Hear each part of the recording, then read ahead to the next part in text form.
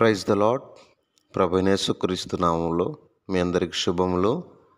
అందరు బాగున్నారా?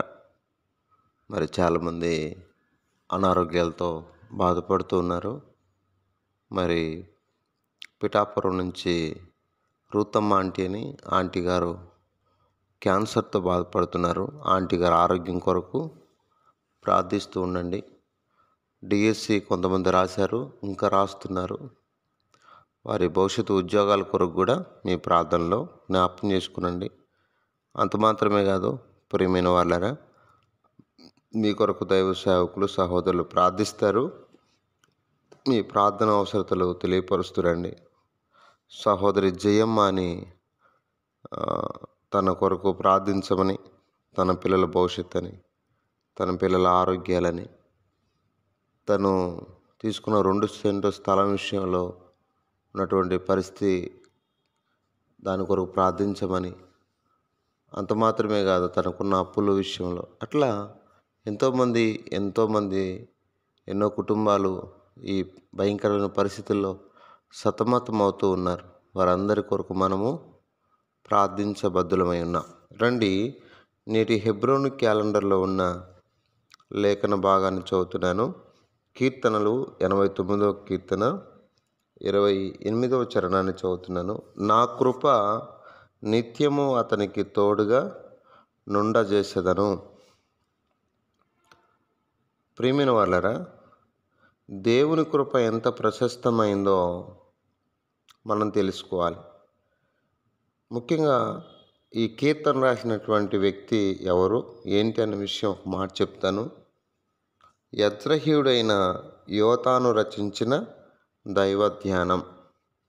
యోతాను 1వ కీర్తన రాశాడు, అది 89వ కీర్తన. యోతాను ఎవరు అంటే, మీరు బైబిల్లోకి చూస్తే యోతాను అతని పూర్వపరాలకి గమనిస్తే యోతాను ఒక జ్ఞాని అని, యోతాను ఒక కీర్తనాకారుడని మనకు అర్థమవుతుంది. అంటే ఒక గాయకుడే కాకుండా ఆయన ఒక జ్ఞాని అని మనకు అర్థమవుతుంది. బైబిల్ ఉన్నవారు మీ బైబిల్ తెరవండి. వాక్యాన్ని ఊరక అటు ఇటు తిప్పడం కాకుండా కొంత వాక్యాన్ని మీరు కూడా చదివితే మంచిదన్నమాట. అర్థమవుతుందా? అవును, వాక్యాన్ని చదవకపోతే ఏం అర్థం కాదు. రాజుల మొదటి గ్రంథం 4వ అధ్యాయము 31వ వచనం. అతడు సమస్తమైన వారి కంటెను, యజ్రహీయుడైన ఏతాను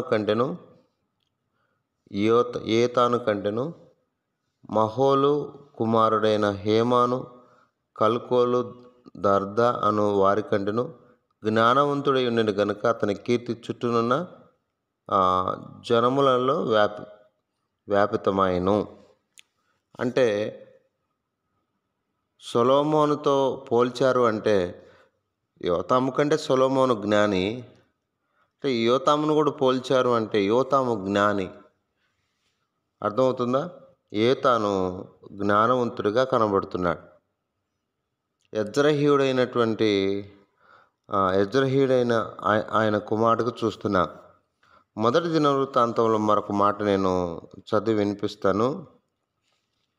దినవృత్తాంతములు మొదటి గ్రంథం, అక్కడ బహు స్పష్టంగా రాయబడి ఉంది మిత్రులారా. 15వ అధ్యాయము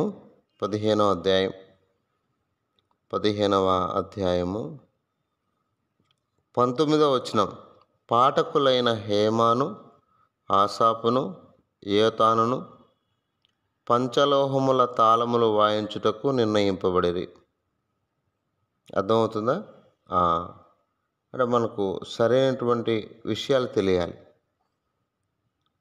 తర్వాత 17వ వచనంలో, కావున లేవీయులు ఏవేలు కుమారుడైన ఏమానును, వాని బంధువులలో బెరక్య కుమారుడైన ఆసాపును, తమ బంధువులకు మెరారీలలో కూషాయాహు కుమారుడైన యోతానును.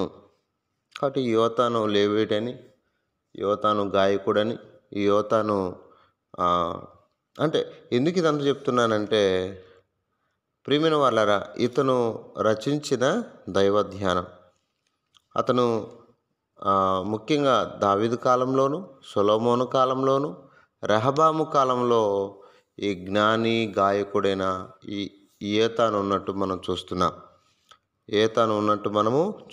ఈ యోతాను రచించిన ఈ దైవ ధ్యానములో, కీర్తనలో ఉన్న అంశం ఏంటంటే, నా కృప నిత్యం అతనికి తోడుగా ఉండజేసేదని. కాబట్టి రాజులు మారే కొద్ది పరిస్థితులు మారుతున్నాయి. దావీదు గారికి దేవుడిచ్చిన వాగ్దానాలు శ్రేష్టమైనవి. ఈ ఈ అధ్యాయంలో దేవుని వాగ్దానాలు చూస్తే చాలా స్పష్టంగా ఉన్నాయి. అర్థమవుదా? నేను ఏర్పరచుకున్న వానితో నిబంధన చేసి ఉన్నాను. దేవుడు నిబంధన చేస్తున్నాడు. అర్థమైందా? ఏమని? 21వ చరణం, నా చెయ్యి ఎడతెక్క అతనికి తోడై ఉండును. నా చెయ్యి ఎప్పుడు అతనికి తోడై ఉంటుంది. 24వ చరణం, నా విశ్వాసత నా కృప అతనికి తోడుగా ఉండును. నా నామను బట్టి అతని కొమ్ము హెచ్చించబడను. ఇలా దేవుడు తన సేవకుని ఎడల, ముఖ్యంగా దావీదు కుటుంబం ఎడల, ఇశ్రాయేలీయుల ఎడల ఆయన కలిగిన ఉద్దేశాన్ని చెప్తూనే ఉన్నాడు. 33వ చరణం, కానీ నా కృపను అతనికి బొత్తిగా ఎడము చేయను, అబద్ధికుడనే నా విశ్వాసతను విడవను, నా నిబంధనను నేను రద్దుపరచను, నా పెదవుల గుండా బయలు వెళ్ళిన మాటలను మార్చను. అతని సంతానము శాశ్వత కాలం ఉండననియు, అతని సింహాసనము సురునంత కాలము నా సన్నిధిని ఉండుననియు, చంద్రుడినంత కాలము అది నిలుచుననియు, మెంట నుండి సాక్షి నమ్మకంగా ఉన్నట్లు అది స్థిరపరచబడిననియు నా పరిశుద్ధతోడని నేను ప్రమాణము చేసి తిని, దావీదుతో నేను అబద్ధమాడును. దేవుడు చేసిన నిబంధన ఎంతో శ్రేష్టమైంది. అర్థమైందా? ఎంతో శ్రేష్టమైంది. కాబట్టి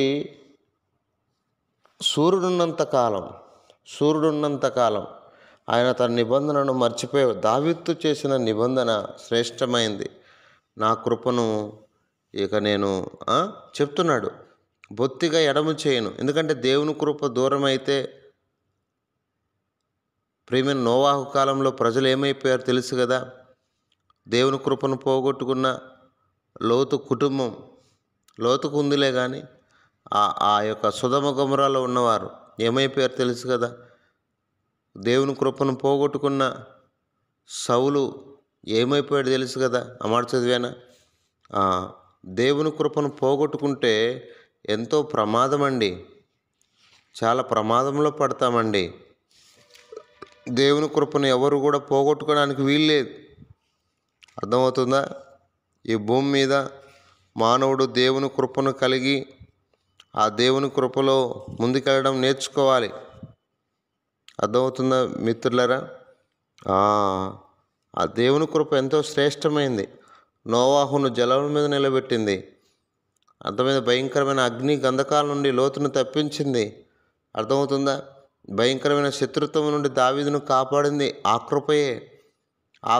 ఈరోజు మనం రక్షణ పొందడానికి కారణం ఆ కృపే లేకపోతే మన బ్రతుకులు ఏమైపోయేటివో. అందుకే కృపచేతనే మీరు రక్షించబడి ఉన్నారు అని బైబిల్ చెప్తుంది. అదే కృప లేకపోతే పాపం ఎక్కడ విస్తరించనో అక్కడ దేవుని కృప విస్తరించినని మనం చూస్తున్నాం. దేవుని కృప లేకపోతే పాప క్షమాపణ లేదు. దేవుని కృప లేకపోతే ఆ కృపా దానం లేకపోతే మానవుడు ఈరోజు నిజంగా పరలోకం పోవడానికి అవకాశం లేదు. ఎందుకంటే మానవుడు దేవుడిచ్చిన కృపను పోగొట్టుకున్నాడు. సమూయేలు 2వ గ్రంథం 7వ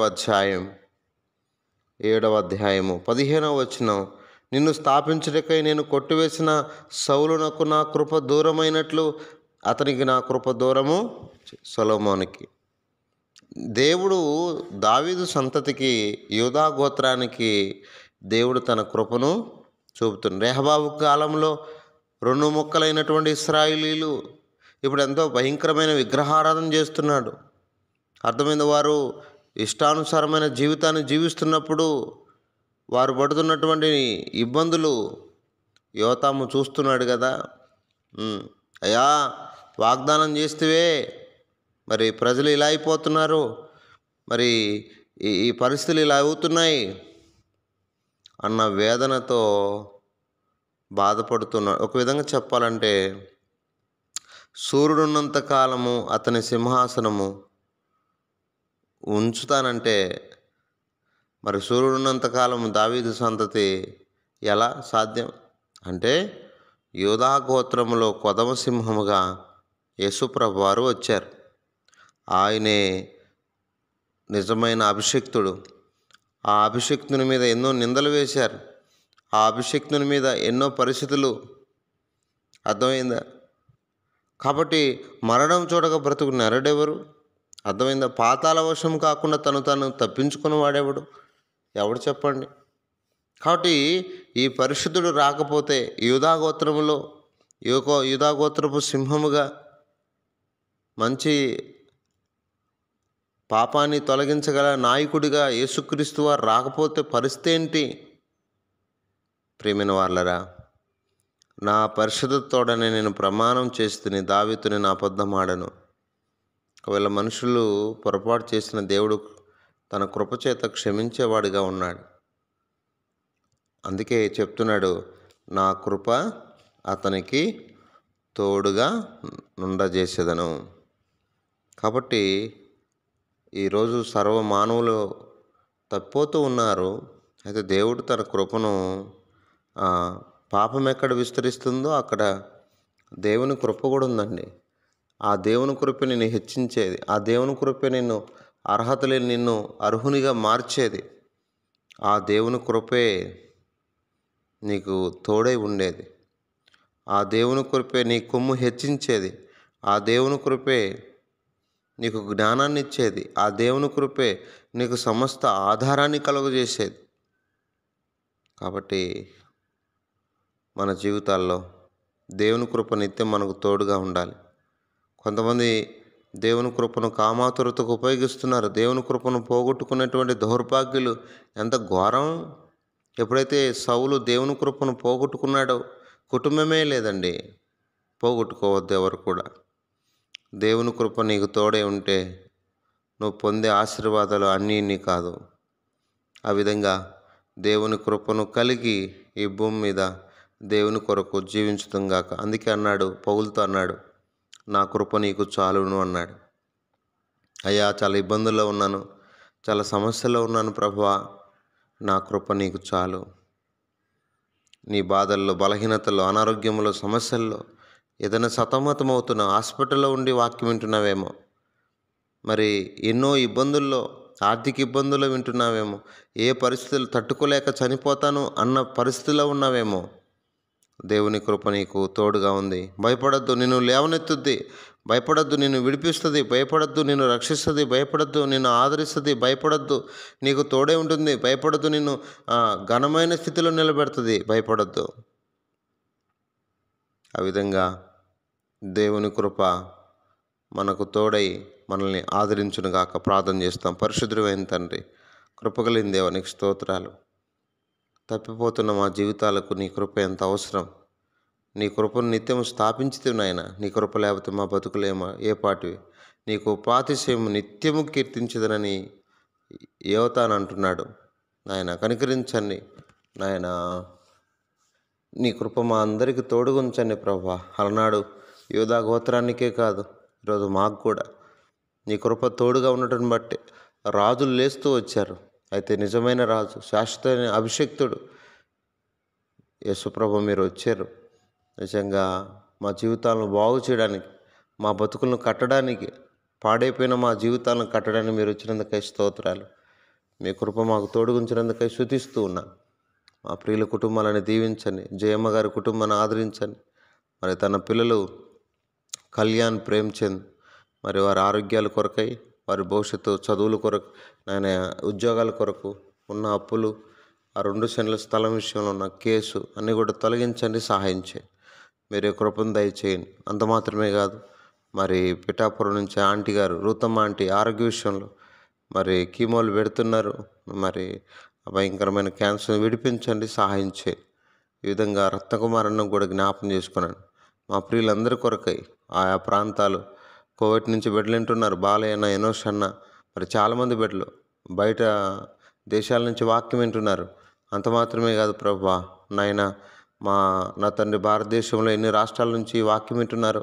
అందరిని దీవించు, అందరిని నీ కృపలో, వారికి నీ కృప తోడుగా ఉంచు. ఏ స్థితిలో అయితే పడిపోయారు, నువ్వు రద్దుపరిచేవాడు కాదు ప్రభువా, నువ్వు మాట ఇచ్చి తప్పిపోయేవాడు కాదు. ఆదరించు, ఆదరించు, ఆదరించు నేను. కృంగిన వారిని లేవనెత్తు, కృంగిన వారికి నీ కృపను తోడుగా ఉంచు ప్రభువా.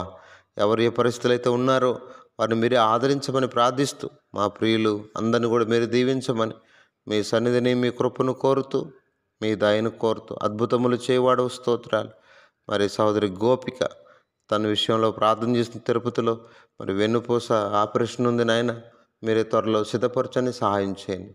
ఈ విధంగా మీరు చూపిన కృపలకై స్తుతిస్తూ అనేకులని నీ కృప కిందికి తీసుకురమ్మని యేసు పరిశుద్ధ నామంలో ప్రార్థించి, నేను డీసీకి నా ప్రభు చాలామంది రాశారు, ఇక రాయబోతున్న వారి కొరకు ప్రార్థన చేస్తున్నాం. నీ చిత్తంలో ఉన్న వారికి ఉద్యోగాలు మీరు దయచేయమని ఆయన నీ కృపను కోరుతూ యేసు పరిశుద్ధ నామంలో ప్రార్థించి అడిగి వేడుకొనుచున్నాము తండ్రి, ఆమేన్.